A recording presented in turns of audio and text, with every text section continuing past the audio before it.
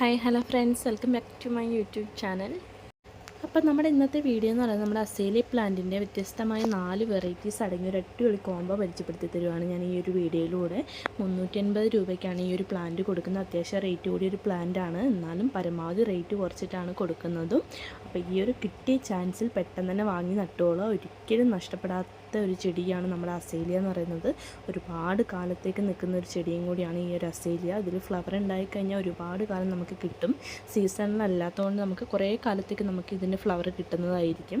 അപ്പോൾ ഒരുപാട് ഇതിൻ്റെ പുറകെ കിടന്ന് കഷ്ടപ്പെടേണ്ട ആവശ്യമൊന്നുമില്ല.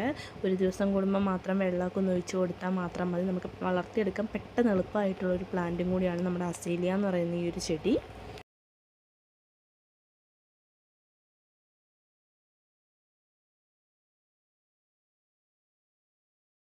അപ്പം നമ്മുടെ അസേലിയ പ്ലാന്റിൻ്റെ പോട്ടി മിക്സ് എന്ന് പറയുന്നത് മണ്ണ്, ചകിരിച്ചോറ്, ചാണകപ്പൊടി എന്നിവയാണ് പോട്ടി മിക്സ് എന്ന് പറയുന്നത്.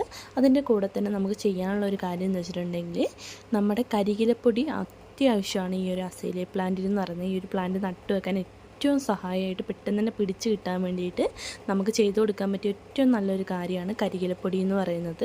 ഇത് മൂന്നും ഇതിൻ്റെ കൂടെ തന്നെ മിക്സ് ചെയ്യുക. കൂട്ടത്തിൽ നമുക്ക് കമ്പോസ്റ്റ് കിട്ടുവാണെങ്കിൽ കമ്പോസ്റ്റ് ഉപയോഗിക്കുക. അതല്ലാന്നുണ്ടെങ്കിൽ നമുക്ക് എല്ലുപൊടി ആയാലും വെച്ച് കൊടുത്താൽ മതി. എല്ലുപൊടി ആയാലും ഇതിൻ്റെ കൂടെ മിക്സ് ചെയ്തതിന് ശേഷം ഈ ഒരു പ്ലാന്റ് നട്ട് വെക്കുക.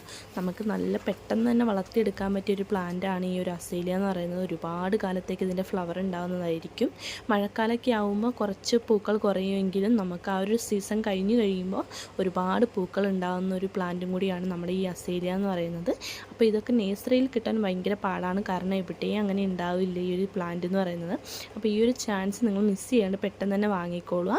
സ്റ്റോക്ക് തീർന്നിട്ടില്ല, ഇനിയും ഉണ്ട്. അപ്പോൾ പെട്ടെന്ന് തന്നെ വാങ്ങിക്കോളുക.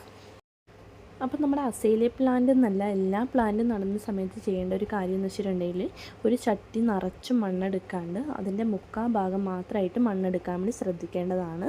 എന്നതിന് ശേഷം നമ്മൾ പ്ലാന്റിൽ പരമാവധി പൂക്കളും കാര്യങ്ങളൊക്കെ ഉണ്ടായി കഴിയുമ്പോൾ വളം പരമാവധി ആ ചെടി വലിച്ചെടുത്ത് കഴിയുമ്പോൾ നമ്മുടെ മണ്ണ് കുറച്ച് ഉറച്ചെന്ന് വരും. അപ്പം നമ്മൾ എന്ത് ചെയ്യുക, വീണ്ടും കുറച്ച് മണ്ണ് മിക്സ് ചെയ്തിട്ട് വളത്തിൻ്റെ കൂടെ മിക്സ് ചെയ്തതിന് ശേഷം അതിന് മുകളിൽ ഇട്ട് കൊടുത്തിട്ട് നന്നായിട്ടൊന്ന് വെള്ളമൊന്ന് ഒഴിച്ച് കൊടുക്കുന്നത് നല്ലതാണ്.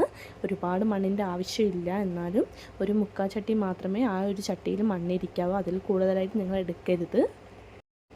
അപ്പോൾ ഈ ഒരു അസേലിയയുടെ കോംബോ എല്ലാവർക്കും ഇഷ്ടമായി എന്ന് വിചാരിക്കുന്നു. വാട്സപ്പ് നമ്പർ കൊടുത്തിട്ടുണ്ട്, അതിലേക്ക് കോൺടാക്റ്റ് ചെയ്യുക. ഇൻട്രസ്റ്റഡ് ആയിട്ടുള്ള ആൾക്കാരുണ്ടെങ്കിൽ അദ്ദേഹത്തിൻ്റെ വീഡിയോ കാണുന്നവരുണ്ടെങ്കിൽ സബ്സ്ക്രൈബ് ചെയ്യാൻ മറക്കരുത്. അടുത്തൊരു വീഡിയോയിൽ നമുക്ക് വീണ്ടും കാണാം.